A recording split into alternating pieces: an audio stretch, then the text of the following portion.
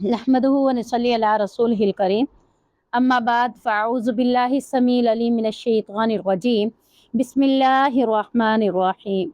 सूरह अल-बक़रा आयत नंबर 1। बिस्मिल्लाहिर रहमानिर रहीम व मिनन नासि मन यक़ूलु आमन्ना बिल्लाहि व बिल यौमिल आख़िर व मा हुम बिमुमिनीन। और लोगों में से कुछ ऐसे भी हैं जो कहते हैं, दावा करते हैं कि हम अल्लाह पर और आखिरत के दिन पर ईमान ले आए, जबकि हकीकत ये है कि वो ईमान वाले नहीं है। हम मुआशरे के अंदर 3 तबकों का ज़िक्र पढ़ रहे थे, जिसमें से 2 हो गई कंप्लीट, एक ईमान वाले और एक काफिर होगा। अब तीसरा तबका कौन सा है? यहाँ से जो शुरू हो रहा है वो है मुनाफिकीन का। अल्लाह रब्बुल इज़्ज़त ने इस आयत में मुनाफिकीन के बारे में ही कहा है कि जो बज़ाहिर ईमान का दावा रखते हैं और कहते हैं कि हम अल्लाह की तरफ से नाजिल होने वाले दीन को तस्लीम करते हैं, लेकिन दर हकीकत दिल इस बात से इनकार करता है। यानी ज़ाहिरी क्या है? ईमान वाले। बातनी तौर पर क्या है? बातनी तौर पर वो ईमान को कबूल नहीं करते। तो यहाँ अल्लाह रब्बुल इज़्ज़त ने इंसान के ईमान का ताल्लुक किस चीज़ से रखा है? ज़ुबान से इकरार का नाम ईमान का ताल्लुक नहीं है, बातिन से, दिल से। यानी अल्लाह ताला किससे कह रहा है? ईमान का ताल्लुक क्योंकि इंसान के बातिन से है, दिल से है, छुपा हुआ है। तो अल्लाह ताला ने यहाँ यही बात की है कि वो ईमान लाने का दावा ज़रूर करते हैं, ज़ुबान से कहते हैं, कलमा भी पढ़ लेते हैं, और लेकिन दिल में, बातिन में उनके अंदर अभी तक इस्लाम कबूल नहीं किया उन्होंने।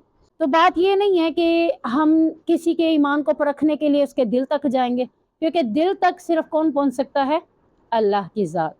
अल्लाह के अलावा कोई भी किसी के दिल से वाकिफ नहीं है कि उसका दिल क्या चाह रहा था। बाज़ वक़्त हम कहते हैं ना कि तुम्हारा तो दिल ही ऐसा चाह रहा था, हम एक बात का मतलब अपने तौर पर अख़ज़ कर लेते हैं, जबकि दर हकीकत उसका दिल उस बात के हवाले से वो बात नहीं कर रहा होता। तो हम दिलों की कैफ़ियतों को नहीं जानते।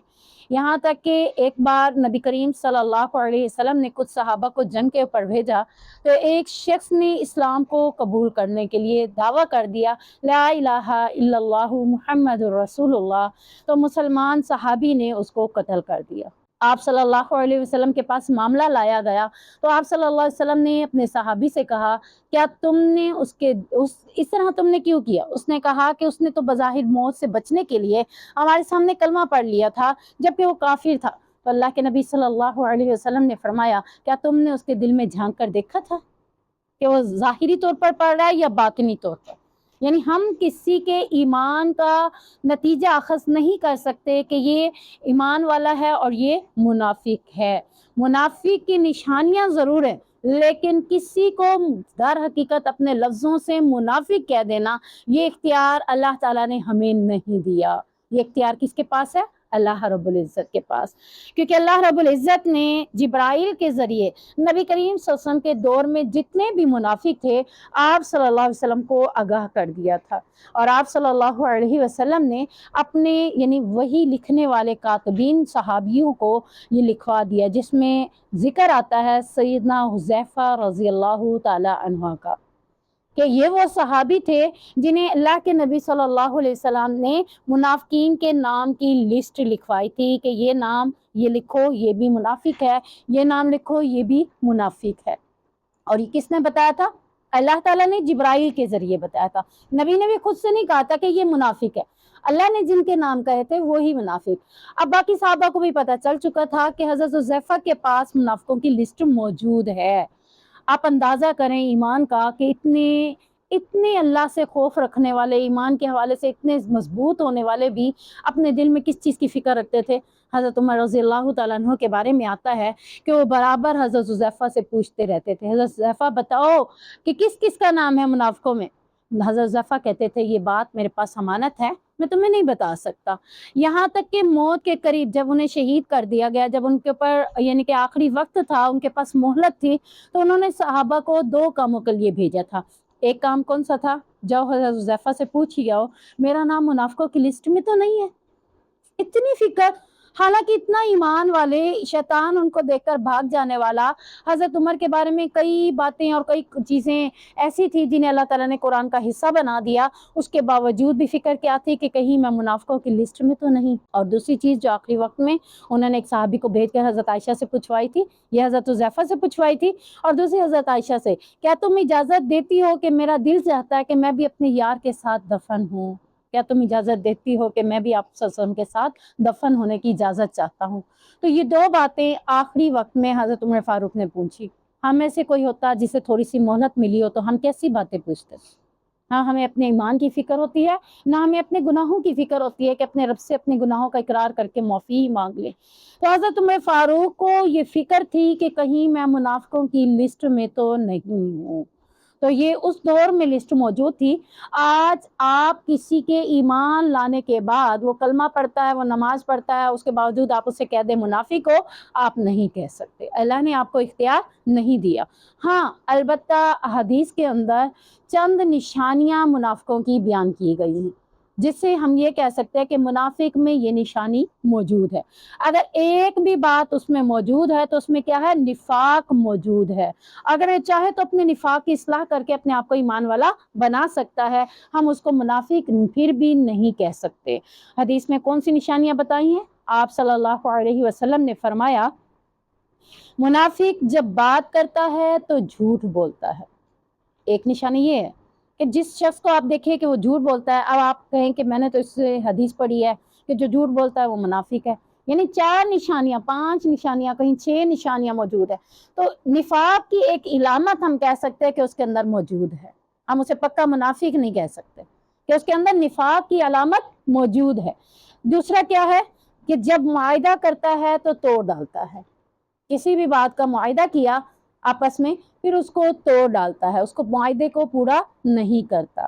تیسرا، وعدہ کرتا ہے تو وعدہ خلافی کرتا ہے، وعدے کو پورا نہیں کرتا۔ چوتھا، جب جھگڑا کرتا ہے تو گالی گلوچ دیتا ہے۔ تو یہ کیا ہیں؟ منافق کی 4 نشانیاں اس حدیث کے اندر اللہ تعالیٰ نے، اللہ کے نبی صلی اللہ علیہ وسلم نے بیان کر دی۔ اب یہ صرف نشانیاں ہی بیان کی ہیں، اب اس نشانیوں کو دیکھ کر بھی ہم کسی کو منافق نہیں کہتا۔ وعدہ کرتا ہے تو وعدہ خلافی کرتا ہے، جب لڑائی جھگڑا کرتا ہے تو گالی گلوچ دیتا ہے، گندی گندی گالیاں ان کی زبانوں کے اوپر موجود ہوتی ہیں۔ اب ہمیں یعنی کہ یہ نہیں ہے کہ ہم کسی شخص میں کسی عمل میں کمزوری دیکھ کر اس کو منافق کہہ دیں، یہ اختیار ہمارے پاس نہیں ہے۔ اس ایسا رویہ اختیار کرنے سے کیا ہوتا ہے؟ خرابی پیدا ہوگی، معاشرے کے اندر بگاڑ پیدا ہوگا۔ ہوا کیا ہے کہ معاشرے کے اندر ایسے لوگ موجود تھے جو تکفیری اپنے آپ کو کہلانے لگے، اور انہوں نے کیا کیا؟ ایسے لوگوں کے مال اور جانوں کو حلال کر دیا کہ تم جہاں کہیں بھی دیکھو انہیں قتل کر دو۔ یہاں تک کہ ایک معاشرے کے اندر فرقہ ایسا آیا کہ اس نے ایسی ایسی باتیں پیش کی کہ ان کا بیٹوں سے کہا کہ اگر تمہارے ماں باپ اگر ایسا کرتے ہیں تو ماں باپ کو بھی تم قتل کر سکتے ہو، جبکہ وہ مسلمان تھے۔ یعنی چند نشانیوں کے عوض تکفیری گروہ کو پھیلایا گیا۔ یعنی یہ اللہ تعالیٰ نے ہمیں اختیار نہیں دیا کہ ہم اس سے کسی کے اندر کوئی ایک چیز بھی دیکھ کر اس کو ہم یہ کہیں منافق ہے منافق ہے۔ اس سے کیا ہوگا؟ وہ اپنی اصلاح تو نہیں کرے گا، وہ کیا ہوگا؟ معاشرے کے اندر اور بھی خرابی اور بگاڑ پیدا ہوگا۔ تو یہاں تک کہ وہ انہیں قتل بھی کر دیتے تھے، اور اس بارے میں کئی مفتی فتویٰ بھی دے دیتے تھے، ہاں یہ منافق ہے تم اس کو قتل کر سکتے ہو۔ جبکہ ہاں جی، اور دوسری یہ پوچھایا تھا کہ حضرت حذیفہ سے پوچھ کے آئیں کہ کہیں میرا نام منافقوں کی لسٹ میں تو نہیں۔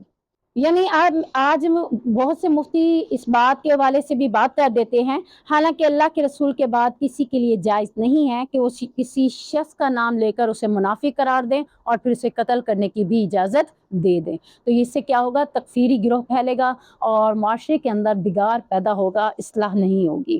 تو اللہ تعالیٰ نے ایسے کاموں کے حوالے سے ہمیں منع کر دیا، نفاق کی خصلتیں بیان کر دی کہ اس میں یہ خصلتیں ہیں تو اپنی اصلاح کر سکتا ہے کیسے؟ اس کے بارے میں بھی قرآن اس بات کی دلیل دیتا ہے۔ سورۃ نساء کے اندر اللہ تعالیٰ فرماتا ہے، ان المنافقین یخادعون اللہ وہو خادعهم، بے شک منافق وہ ہیں جو اللہ کو دھوکہ دیتے ہیں اور حالانکہ وہ خود دھوکے میں مبتلا ہیں۔ اسی رکوع کے آخر میں جا کر اللہ تعالیٰ نے کیا کہا؟ یعنی ساری منافقوں کے بارے میں باتیں چلتی رہیں، آخر میں آ کر اللہ تعالیٰ کہتا ہے الا الذین تابوا واصلحوا واعتصموا باللہ واخلصوا، مگر وہ لوگ ان منافقوں میں سے بھی جو توبہ کر لیں اور اپنی اصلاح کر لیں اور دین دین کے ساتھ مخلص ہو جائیں تو یہ بھی ایمان والے بن جاتے ہیں۔ یعنی منافق کے لیے بھی اللہ تعالیٰ نے کیا کر دی؟ مہلت دے دی کہ وہ کہیں نہ کہیں کسی بھی وقت وہ اپنی اصلاح کر سکتا ہے۔ کافر بھی کسی نہ کسی وقت اپنی اصلاح کر کے اپنے آپ کو ایمان والا بنا سکتا ہے، اور منافق بھی کسی نہ کسی ٹائم پر توبہ کر کے اپنی اصلاح کر کے اپنے آپ کو دین کے ساتھ مخلص کر کے مومنوں کے ساتھ شامل کر سکتا ہے۔ تو ایمان ایک باطنی چیز کا نام ہے، اس کا فیصلہ کوئی دوسرا نہیں کر سکتا۔ یعنی ہم نہیں کہہ سکتے تم تو ایمان ہی نہیں لے، ہم یہ بات نہیں کر سکتے۔ ہاں البتہ کچھ باتیں ایسی ہیں جن کو دیکھ کر ہم یہ اپنے ایمان کی فکر کریں کہ کہیں میں منافق تو نہیں ہو گیا، کہیں میرے اندر یہ باتیں تو نہیں آ گئی۔ تو کئی صحابہ ایسے تھے جو گھروں میں کیفیت ایمان کی کچھ اور ہوتی تھیں، آپ صلی اللہ علیہ وسلم کی محفل میں ان کی کیفیتیں کچھ اور ہوتی تھیں، تو وہ ایک دن باہر نکلے اور کہنے لگے میں تو منافق ہو گیا، میں تو منافق ہو گیا۔ پوچھا اس نے حضرت بکر صدیق نے کیا بات ہے، تم ایسے اپنے آپ کو کیوں کہہ رہے ہو؟ کہا کہ میں نبی کے ساتھ ہوتا ہوں تو میری ایمان کی کیفیت کچھ اور ہوتی ہے، میں گھر میں ہوتا ہوں تو میرے ایمان کی کیفیت کم ہو جاتی ہے۔ پر اللہ کے نبی کے پاس گئے، اللہ کے نبی بتائیے ہمارے ساتھ یہ معاملہ ہے، تو اللہ کے نبی صلی اللہ علیہ وسلم نے اسے منافق ہونے کی نشانی نہیں بتائی، بلکہ کہا کہ اگر جو کیفیت تمہاری میرے پاس ہے، اگر گھروں میں بھی وہ کیفیت رہے تو تمہارے پاس فرشتے سلام کے لیے ہر وقت اترتے رہیں گے۔ یعنی یہ ایک فطری چیز ہے کہ انسان جب گھر کے اندر ماحول کے اندر اپنے رہتا ہے تو ضروری نہیں ہے کہ ایمان کی وہی کیفیت ہو۔ جب ہم قرآن سن رہے ہیں ظاہری بات ہے ایمان کی کیفیت کا لیول چینج ہو جاتا ہے۔ جب ہم قرآن سے ہٹ کر اپنے ارد گرد اپنے خاندان کے ساتھ اپنی فیملی کے ساتھ بیٹھے ہیں اور اگر اس میں بھی دینی باتیں ہو رہے ہیں تو تب بھی ایمان کی کیفیت کچھ اور ہوتی ہے، اگر دنیاوی باتیں ہو رہے ہیں تو ایمان کی کیفیت کچھ اور ہو جاتی ہے۔ تو اس چیز سے ہم اپنے آپ کو منافق نہیں کہہ سکتے۔ ہاں ایمان کا لیول حدیث میں آتا ہے بڑھتا بھی رہتا ہے اور گھٹتا بھی رہتا ہے۔ اگر بڑھتا ہی رہے تو پھر اللہ کے نبی صلی اللہ علیہ وسلم نے کیا فرمایا کہ فرشتے ہر جگہ سے سلام کرنے کے لیے اترا کریں گے۔ تو یہ ہمارے اندر یعنی کہ یہ چیزیں اللہ تعالیٰ نے ہمیں بتا دی اس آیت کے اندر کہ وَمَا هُم بِمُؤْمِنِينَ، کہ جو ظاہری طور پر ایمان کو قبول کرتا ہے باطنی طور پر ایمان کو قبول نہیں کرتا تو وہ ایمان والا نہیں ہو سکتا۔ يُخَادِعُونَ اللَّهَ وَالَّذِينَ آمَنُوا، وہ اللہ کو دھوکہ دینے کی کوشش کرتے ہیں اور ایمان والوں سے بھی دھوکہ کرتے ہیں۔ یعنی اللہ کو دھوکہ دینے کی کیسے کوشش کرتے ہیں؟ اگرچہ اللہ کی کتاب کو، اللہ کے دین اسلام کو عمل کرنے کا نام اسلام کا ایمان کا تعلق ہے، اگر اس پر عمل نہ کیا جائے تو دھوکہ دینے والی بات ہے۔ جبکہ ہم یہ کہیں کہ ہم اللہ کو دھوکہ دے رہے ہیں، اللہ کو تو کوئی دھوکہ دے ہی نہیں سکتا۔ دھوکہ ہے کیا؟ کوئی ایسی بات دوسرے کو بتا دینا جو کہ وہ جانتا ہی نہ ہو، ایسا ہی ہے نا؟ ہم اس کو دھوکہ دینے کی کوشش کر رہے ہوتے ہیں کیونکہ اسے پتہ نہیں ہوتا، تو کیا ہم اللہ کو دھوکہ دے سکتے؟ اللہ کو دھوکہ دیا ہی نہیں جا سکتا کیونکہ اللہ سب باتوں کو جانتا ہے۔ اللہ کے سامنے ہم کوئی بات کسی بھی طرح سے کر لیں پھر بھی وہ جانتا ہے کہ میں غلط بیانی کر رہی ہوں یا میں سچ بول رہی ہوں، تو اللہ تعالیٰ کہتے ہیں کہ تم اللہ کو دھوکہ دے ہی نہیں سکتے۔ ہاں البتہ نفاق ایک ایسی خطرناک بیماری ہے جس سے انسان کے اندر کون کون سی خصلتیں پیدا ہو جاتی ہیں؟ دھوکہ دینے کی خصلت بھی پیدا ہو جاتی ہے، جھوٹ بولنے کی خصلت بھی پیدا ہو جاتی ہے، فریب کاری کی عادت بھی پڑ جاتی ہے، پھر وہ اپنے ہوں یا بیگانے ہوں، حتیٰ کہ وہ یہ سمجھنے لگتا ہے کہ میں اللہ کو بھی دھوکہ دے سکتا ہوں۔ یعنی اب آپ یہ دیکھ لیں کہ نفاق ایک بیماری ہے، آگے اللہ تعالیٰ نے اس کا ذکر بھی کیا کہ ایک ایسی بیماری ہے جو دوسری بیماریوں کو بھی جنم دیتی ہے۔ ہم کہتے ہیں نا اس بیماری سے فلاں چیز بھی ہوگی، فلاں بھی ہوگی، فلاں بھی ہوگی، مجھے تھی تو ایک بیماری لیکن 4 بیماریاں اور بھی بڑھ گئی۔ تو نفاق ایک ایسی بیماری ہے جس کی وجہ سے انسان جھوٹ بھی بولتا ہے، دھوکہ دہی بھی کرتا ہے، مکاریاں فریب بھی کرتا ہے، اور یہاں تک کہ وہ ہر اپنا ہو یا بیگانہ اس کو بھی دھوکہ دینے کی کوشش کرتا ہے، اور یہ دھوکہ دیتے دیتے اس لیول تک پہنچ جاتا ہے کہ وہ اللہ کو بھی دھوکہ دینے کی کوشش کرتا ہے، اس لیے کہ میں اللہ کی پکڑ سے بھی بچ جاؤں۔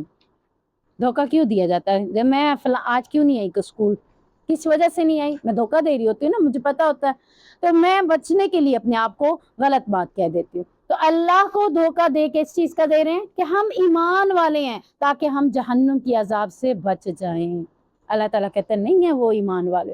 ظاہری طور پر 10 دفعہ کیا 1000 بار بھی کوئی کہہ دے لا الہ الا اللہ محمد رسول اللہ، باطن میں اس کی ایمان داخل نہیں ہوا تو وہ کبھی بھی اللہ کو دھوکہ نہیں دے سکتا، اللہ کی پکڑ سے وہ بچ کر کہیں بھی نہیں جا سکتا، اللہ اسے ضرور پکڑ لے گا۔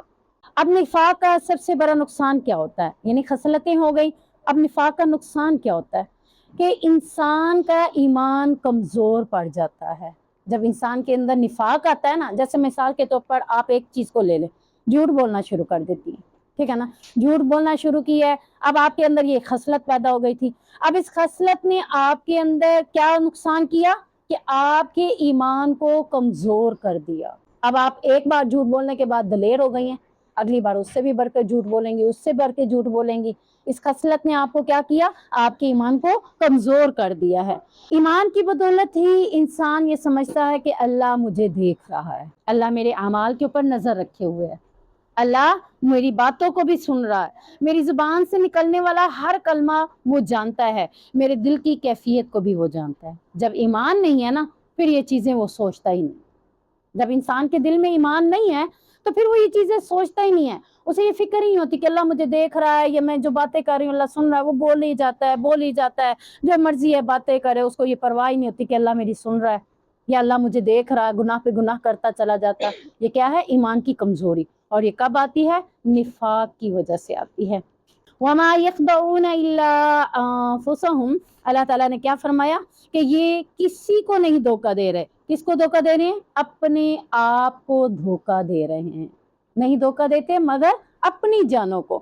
یعنی عقل مند اپنے آپ کو سمجھتے ہیں کہ ہم تو لوگوں کو دھوکہ دے رہے ہیں، حالانکہ جس کو پتا اس کو دھوکہ دیا ہی نہیں جا سکتا۔ یہ عقل مندی تو نہیں ہے نا۔ اپنے آپ کو میں بڑی عقل مند سمجھ رہی ہوں کہ میں نے تو اس کو دھوکہ دیا ہے، پر میں یہ جانتی نہیں کہ میں اس کو دھوکہ نہیں دے آئی، بلکہ وہ تو میری ساری باتوں کو جانتا تھا۔ تو اللہ تعالیٰ کہتے ہیں یہ عقل مند نہیں ہے، یہ اپنے آپ کو عقل مند سمجھتے ہوئے کہتے ہیں میں نے اس کو بھی دھوکہ دے کر بچ گئی، میں اس کو بھی دھوکہ دے کر بچ گئی، حالانکہ یہ اپنے آپ کو دھوکہ دے رہے ہیں کہ جس طرح کی باتیں کر رہے ہیں یہ کہ سمجھ رہے ہیں کہ ہم جنت میں چلے جائیں گے۔ یہ دھوکہ ہی ہے نا، کہ وہ جنت میں جا ہی نہیں سکتے، کہتے ہیں ہم جنتی ہیں لیکن یہ جنت میں جا ہی نہیں سکتے۔ تو اللہ تعالیٰ نے فرمایا کہ نہ تو یہ ایمان والوں کو دھوکہ دے سکتے ہیں، نہ ہی اللہ کو دھوکہ دے سکتے ہیں۔ ایمان والوں کو کیوں دھوکہ نہیں دے سکتے؟ کیونکہ ایمان ایسی چیز ہے جس سے انسان میں بہت بڑی خوبیاں اور اعلیٰ صفات پیدا ہو جاتی ہیں۔ یعنی ایمان اگر آپ کے دل میں موجود ہے تو آپ کے اندر خوبیاں بھی ہیں اور اعلیٰ صفات بھی آپ کے اندر آ جاتی ہیں، اور اس خوبیوں اور اعلیٰ صفات کی وجہ سے انسان بہت کچھ حاصل کر لیتا ہے، اور اس کا انسان کا دل مضبوط ہو جاتا ہے اور استقامت اور جذبہ پیدا ہو جاتا ہے۔ یعنی دین کے اوپر استقامت آ جاتی ہے اور ایمان کے اندر جذبہ اور بھی بڑھ جاتا ہے، اور اس کے اندر اتنی پختگی آتی ہے عمل کی کہ یہ منافق لوگ ایمان والوں کو دھوکہ دے ہی نہیں سکتے۔ یعنی یہ ان کے ایمان کی پاور فلی ہے جس کی وجہ سے یہ ان کو دھوکہ نہیں دے سکتے۔ یعنی مین شارٹ آپ بات یہی کہہ سکتے ہیں کہ ایمان والوں کو دھوکہ کیوں نہیں دیا جا سکتا؟ ان کی ایمان کی پاور کی وجہ سے ان کو وہ دھوکہ دے ہی نہیں سکتے۔ وَمَا يَشْعُرُونَ، اور وہ سمجھتے ہی نہیں ہیں۔ یعنی اپنے آپ کو وہ عقل مند سمجھتے ہوئے ہر غلط کام کرتے رہتے ہیں، انہیں یہ پتہ ہی نہیں چلتا کہ ہم غلط کر رہے ہیں۔ آپ نے دیکھا ہے بہت سے، اگر آپ نے نہیں دیکھا تو مدرسے میں یہ چیزیں بہت دیکھی ہیں کہ بچے اپنے آپ کو کیا دیکھتے ہیں کہ ہم بڑے سمجھدار ہیں، ہم غلطیاں کر لیتے ہیں پھر بھی کیا کہتے ہیں؟ ہم ہی سمجھدار ہیں، ہمارے جیسا اور کوئی نہیں ہے۔ ہم انہیں بتا بھی رہے ہوتے ہیں، ان کی اصلاح بھی کر رہے ہوتے ہیں، لیکن وہ کہتے ہیں آپ کو کیا پتا، حالانکہ وہ خود کیا ہے؟ شعور خود نہیں رکھ رہے، سمجھ انہیں خود نہیں ہے، لیکن وہ کیا کہہ رہے ہیں؟ اپنے آپ کو بڑا عقل مند سمجھ رہے ہیں۔ تو اللہ تعالیٰ کہتے ہیں یہ لوگ عقل سے کورے ہیں، ان کے اندر عقل ہے ہی نہیں۔ عقل ہوتی تو انہیں پتا ہوتا کہ ہم کسی کو دھوکہ دے کر بچ نہیں سکتے، یہاں تک کہ اللہ کو دھوکہ دے کر اللہ کے عذاب سے بھی اپنے آپ کو بچا نہیں سکتے۔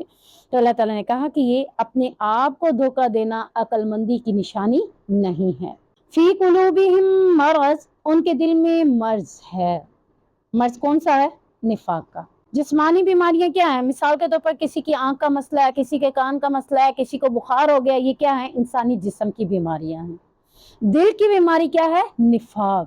آپ کسی کو بھی کہہ سکتے ہیں کہ تمہارے دل میں کیا ہے؟ نفاق ہے، روگ ہے، کس چیز کا ہے؟ نفاق کا۔ تو یہاں کیا ہے؟ نفاق کی بیماری ایسی ہے کہ جس سے دل بیمار ہو جاتا ہے، اور جب دل بیمار ہوتا ہے تو اس کے اندر کیا اگتا ہے؟ حسد، بغض، کینہ، یہ چیزیں پیدا ہوتی ہیں، یعنی یہ بیماریاں پیدا ہوتی ہیں۔ پہلے ہی ان کے دل میں نفاق تھا، پھر اللہ تعالیٰ کیا کہہ رہا ہے؟ ان کے دل میں مرض ہے، پہلے ہی نفاق کا مرض موجود ہے۔ فزادہم اللہ، اللہ ان کے مرض کو اور بھی زیادہ کر دیتا ہے۔ کیسے؟ اب ہم اس کو دیکھتے ہیں کہ جیسے کہ جس کے دل میں تندرستی نہ ہو، اس کے دیگر اعضاء صحیح کام کر رہے ہوں لیکن دل ہی صحیح نہیں ہے، تو آپ کا دل کسی بھی کام میں نہیں لگتا۔ آپ کے دل کو آج کوئی بات لگی ہے، مثال کے طور پر ہسبینڈ کی بات ہے، یا والد کی بات ہے، یا والدہ کی بات ہے، یا سسٹر کی ہے، اب کوئی آپ کو کہتا ہے فلاں کام کرو فلاں کرو، آپ کہتے ہیں آج میرا دل نہیں کر رہا، آج کیوں؟ میں سیڈ ہوں، دل ہی میرا بیمار لگ رہا ہے، دل کو ایسی بات لگی۔ تو جب دل بیمار ہوتا ہے تو انسان کچھ بھی صحیح نہیں کر سکتا۔ حدیث میں آتا ہے کہ نبی کریم صلی اللہ علیہ وسلم نے فرمایا الا ان فی الجسد مضغہ، خبردار سن لو کہ جسم میں گوشت کا ایک ٹکڑا ہے۔ وہ گوشت کا ٹکڑا کیا ہے؟ اذا صلحت صلح الجسد کلہ، جب وہ تندرست رہتا ہے تو سارا جسم بھی تندرست رہتا ہے، ٹھیک ہے نا؟ جب وہ تندرست رہتا ہے، یعنی کسی کے دل کو خوش رکھو تو وہ سارے کام آپ کو کر کے دکھا دے گا۔ اگر کسی کے دل کو سیڈ کر دیا تو کبھی بھی آپ کو کچھ بھی کر کے نہیں دکھا سکے گا۔ تو جسم میں ایک ٹکڑا ہے، جب وہ صحیح ہے، جب وہ تندرست ہے، جب وہ اچھا ہے، خوبصورت ہے، دل والا ہے، خوش ہے، تو وہ سارا جسم خوشی اور فرحت محسوس کرتا ہے۔ وَإِذَا فَسَدَتْ فَسَدَ الْجَسَدُ كُلُّهُ، اور جب وہ بگاڑ پیدا کرتا ہے، یعنی جب وہ بگاڑ میں آتا ہے تو سارا جسم بگاڑ میں آ جاتا ہے، یعنی سارا جسم بگڑ جاتا ہے۔ اور پھر کیا ہوتا ہے؟ الا وہی عقل، آگاہ ہو جاؤ، وہ کوئی اور چیز نہیں ہے، وہ دل ہی ہے۔ کہ دل ٹھیک ہے تو آپ ٹھیک ہے، دل ٹھیک نہیں ہے تو آپ ٹھیک نہیں ہیں۔ تو دل کو ٹھیک رکھنا کیسا ہے؟ آپ کو کوئی بھی بیماری، کسی بھی قسم کا معاملہ ہے، آپ اللہ کی طرف رجوع کریں، اپنے دل کو اپنے رب کے ساتھ لگائیں۔ جب آپ اپنے دل کو اپنے رب کے ساتھ جوڑیں گے، ایمان مضبوط ہو جائے گا، استقامت پیدا ہوگی، جذبہ پیدا ہوگا، پھر آپ ایمان میں اس قدر پاورفل ہیں کہ کوئی آپ کو گرا ہی نہیں سکتا، کسی کی بات آپ کو گرا ہی نہیں سکتی۔ میں سم ٹائم پہلے ایک فیچر پڑھ رہی تھی، اس میں تھا کہ کالج کی اسٹوڈنٹس تھیں آپس میں، یعنی کلاس فیلوز تھیں، چند کلاس فیلوز کا گروہ ایک لڑکی کو بہت تنگ کر رہا تھا، اور ان کی کوشش کیا تھی؟ اس لڑکی کو غصہ دلانا، یعنی ایسی ایسی باتیں کرنا کہ اس کو غصہ ہے۔ دوسرے لوگ بڑے حیران تھے کہ وہ آ کے اسے تنگ کرتے ہیں، اسے چھیڑتے ہیں، اس کو طرح طرح کی باتیں کرتے ہیں، لیکن یہ آرام سے بیٹھی رہتی ہے، کوئی جواب بھی نہیں دیتی۔ کسی نے اس سے پوچھا کہ تم کو ریئیکشن کیوں نہیں دیتی کہ جبکہ وہ تمہارے ساتھ ایسا کرتے ہیں؟ کہتی ہے کہ ان کا تو دل چاہ رہا ہے کہ مجھے غصہ دلائیں، میں ان کے اوپر غصہ کروں اور ان کے اوپر ایسی ایسی باتیں کروں، میں ایسا کیوں کروں جس سے یہ خوش ہو جائیں، میں وہ کیوں نہ کروں جس سے میں خوش ہو جاؤں۔ کتنی بڑی بات ہے، ہم یہ اسٹیمنا رکھ سکتے ہیں؟ میں خوش اس بات کے اوپر ہوں کہ میں ان کو کچھ بھی نہ کہوں، اور یہ خوش اس بات پہ ہوں گے کہ جب میں ان کو کچھ کہوں گی تو میں انہیں کیوں خوش کروں، میں ان کو خوش نہیں کر سکتی، یہ تو مجھے اسی لیے تنگ کر رہے ہیں، یہ مجھے اسی لیے چھیڑ رہے ہیں تاکہ میں تنگ ہوں، میں اس کے اوپر باتیں کروں۔ تو آپ اپنے دل کی کیفیت کو اپنے رب کے ساتھ مضبوط کر لیں، ایمان کی پاور اتنی کچھ ہو کہ کوئی بات آپ کو لگے ہی نہ۔ تو یہ اپنے دل کو ہم نے تندرست بنانا، بیمار اور مریض نہیں بنانا۔ بیمار اور مریض دل کیسا ہوتا ہے؟ اس کو کبھی کسی نے ہاتھ ہی لگا دیا ابھی تو اس نے کیا کرنا؟ کئی قسم کی باتیں کر دینی ہے، اسے سوچنا ہی نہیں ہے، اس کا دل کیا ہے؟ بیمار ہے۔ تو آپ نے اپنے دل کو بیمار نہیں رکھنا، بلکہ اذا صلحت، اپنے دل کو تندرست رکھنا ہے، خوبصورت بہترین رکھنا ہے کہ آپ کے اوپر کوئی بات اثر نہ کر سکے۔ تو یہاں دلوں کی بیماری سے مراد منافقوں کے دلوں میں اہل ایمان کے خلاف کیا آ جاتا ہے؟ حسد اور بغض آ جاتا ہے۔ تو اللہ تعالیٰ نے یہ جو آیت کی ہے فزادہم اللہ مرضا، اللہ ان کے بغض کو اور بھی بڑھا دیتا ہے۔ کیسے منافقین کے دل میں بغض بڑھ جاتا ہے؟ اس کا اللہ تعالیٰ نے یہ یعنی کہ مثال دی ہے کہ جیسا کہ آپ صلی اللہ علیہ وسلم مدینہ کے اندر گئے، تو جیسے ہی مدینہ میں گئے تو مشرکین مکہ نے کیا کیا؟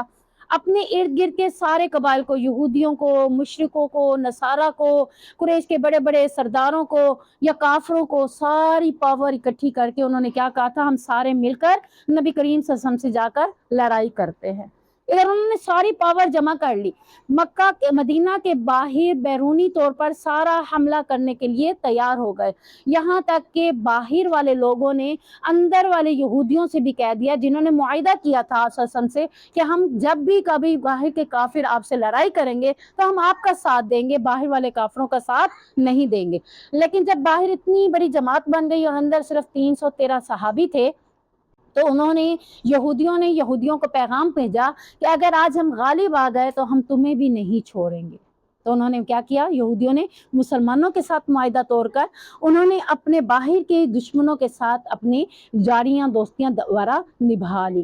اور پھر اب یہ ہوا کہ بیرونی طور پر بھی آپ صلی اللہ علیہ وسلم کو خطرہ لاحق تھا اور اندرونی طور پر بھی آپ صلی اللہ علیہ وسلم کو خطرہ لاحق تھا، اور یہاں تک کہ اس میں منافقین بھی موجود تھے۔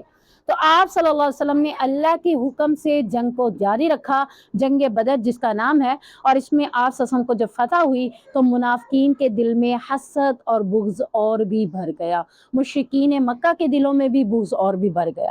کس چیز کا؟ کہ آج ہم ان کو ختم کرنے آئے تھے، ختم کرنے کے بجائے، یعنی جیسے ہم دیکھتے ہیں نا کہ اس کے پاس یہ چیز نہ ہو، اور جب ہم دیکھتے ہیں اس کے پاس وہ چیز کی بجائے ڈبل چیز ہو گئی ہے تو ہمارا حسد بغض اور بھی بڑھ جائے گا۔ تو ان کو بغض حسد تھا پہلے بھی منافقوں کو مسلمانوں کے ساتھ، لیکن جب اللہ نے انہیں فتح دے دی اور سارے مشرکین جتنا بڑا لشکر لے کر آئے تھے سارا ہلاک ہو گیا، سارا پیچھے رہ گیا، غالب نہیں ہوئے، مغلوب ہو گئے، تو ان کے دل میں حسد اور بغض اور بھی بڑھ گیا۔ اور اللہ تعالیٰ نے اسی بات کا یہاں پہ اضافہ کرتے ہوئے کہا کہ پہلے ہی نفاق تھا، لیکن جب جنگ بدر ہوئی تو فزادہم اللہ مرضا، اللہ نے ان کے مرض کو اور بھی بڑھا دیا۔ یہ تو چاہتے تھے کہ چند مٹھی بھر مسلمان ہیں ختم ہو جائیں گے، کیونکہ یہ خود تو ایمان والے تھے ہی نہیں۔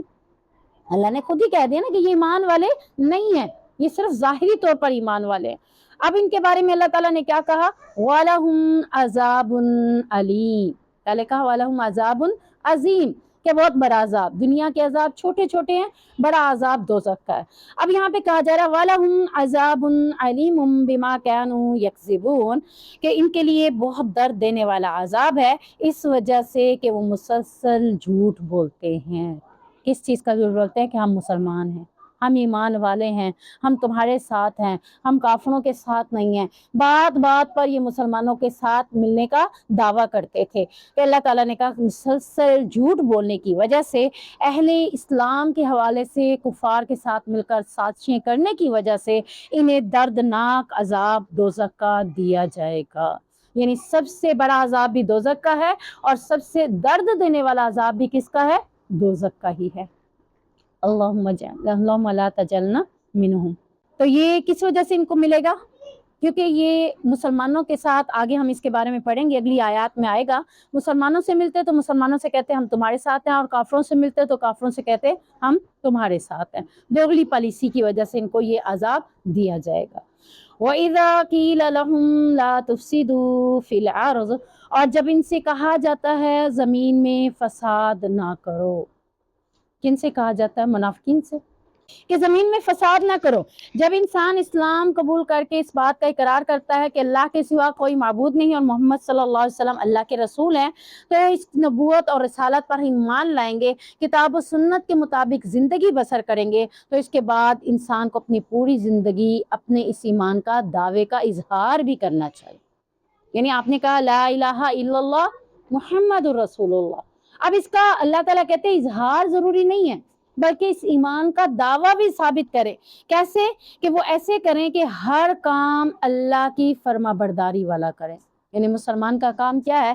اللہ کی فرما برداری کرنا اور اس کے ہر حکم کو تسلیم کر لینا، ہر نافرمانی سے اپنے آپ کو بچانا۔ یعنی آپ کہیں کہ میں مسلمان ہوں، تو آپ مسلمان ہیں تو یہ صفات ہمارے اندر ہونی چاہیے۔ اللہ کی فرما برداری کرنی ہے، اس کے حکم کو تسلیم کرنا ہے، اس کی نافرمانی سے اپنے آپ کو بچانا ہے۔ ایمان کا تقاضا بھی یہی ہے کہ اگر آپ کہتے ہیں لا الہ الا اللہ تو اس کا تقاضا یہی ہے کہ آپ کے سامنے اللہ کا حکم آ جائے تو آپ نے اپنی نہیں کرنی، حکم کو تسلیم کرنا ہے، قبول کرنا ہے۔ آپ نے یہ نہیں کہنا بڑا مشکل ہے میں کیسے کروں گی، نہیں، آپ نے اس کو کر کے دکھانا ہے۔